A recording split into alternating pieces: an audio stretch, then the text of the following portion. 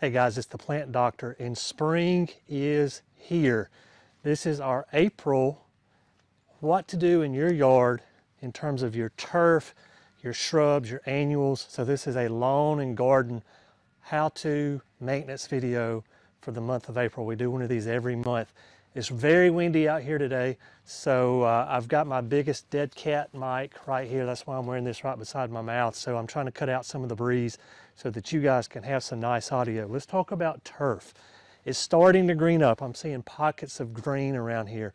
If you have not scalped your Bermuda or zoysia lawn, now's the time to do so.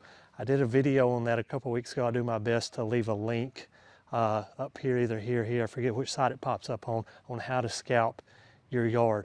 Go ahead, scalp that, get all those dead clippings up. And what I'm going to do is put down my second round of pre-emergence. We put a round of pre-emergence down in February. Now that we're here in the first part of April, it's been about 6 or 8 weeks. I'm going to put down a second round. I'll either use pendimethalin or prodiamine. I'll do my best to leave links to those products down in the description below. So if you need some, all you gotta do is click on the link. They'll ship it to your door, and we get a very, very small commission for if you use our product. So thank you for doing that if you elect to do so. All right, so I'm gonna put that product down, pre-emergent. I'm gonna come back over the top with that with fertilizer. I'll be using a granular fertilizer, something along the lines of a 25-10-10, so 25% nitrogen, 10% phosphorus, 10% potassium, and something that has like 2 to 4% iron in it. All right, so our nitrogen is really going to push some vegetative growth, and that iron is going to make it really green. So here in 2 or 3 weeks, we're going to see a massive transformation in terms of color on this turf. It's going to be nice and clean and very, very, very dark. I'm really excited about how the turf's going to look this year.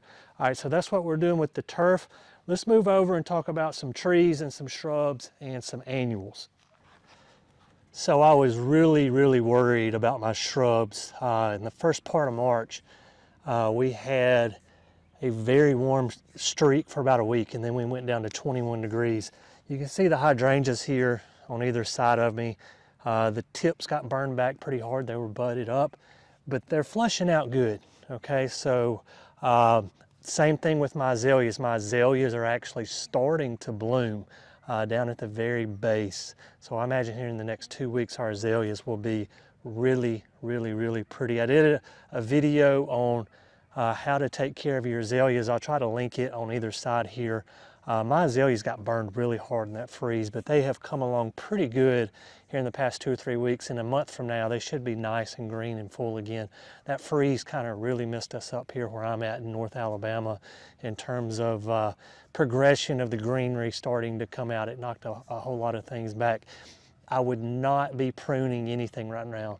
I can't recommend to prune anything right now. If you prune your azaleas right now, you're cutting off your blooms. You prune your hydrangeas right now, whether that's macrophylla hydrangeas or quercifolias like right here beside me, you're running the risk of cutting off the blooms. The plants will be fine.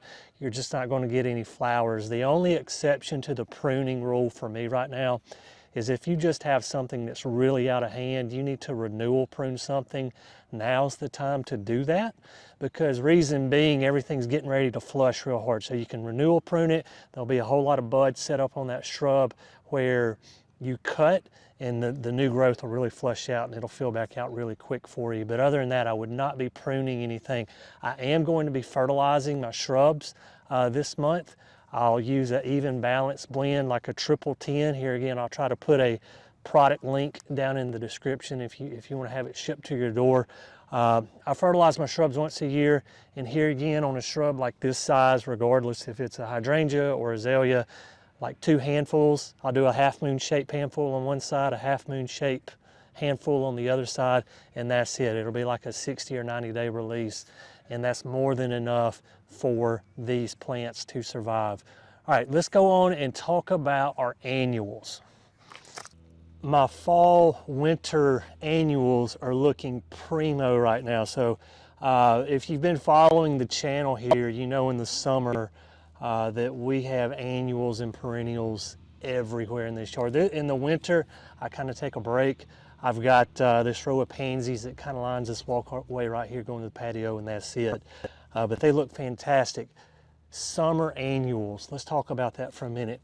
You go to the big box stores right now, they have wall-to-wall annuals ready for you to purchase. You can go ahead and purchase those, but here's what I would encourage you to do. Do not plant them until we get to like April 10th or April 15th. When we get to that date, here's what I want you to do.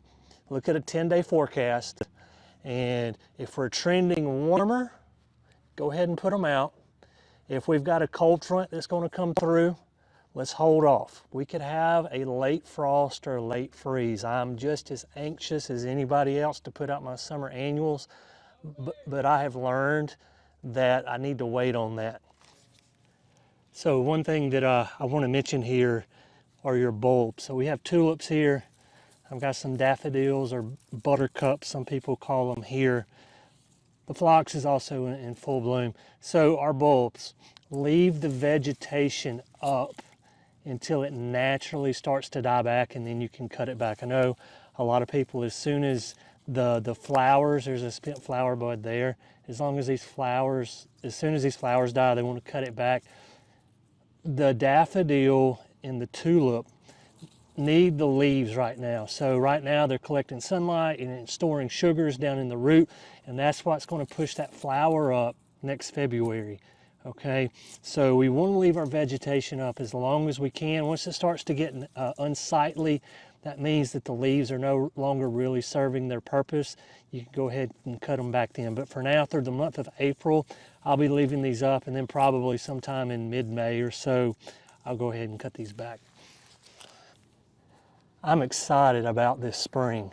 There's going to be a lot of color in this yard. I can't wait to show you guys the progression that we're going to have here on the channel over this next 60 to 90 days. It's going to be awesome to sit back and watch. As always, thank you for watching The Plant Doctor. Appreciate all the likes. Appreciate you guys hitting that sub button. And until next time, happy gardening.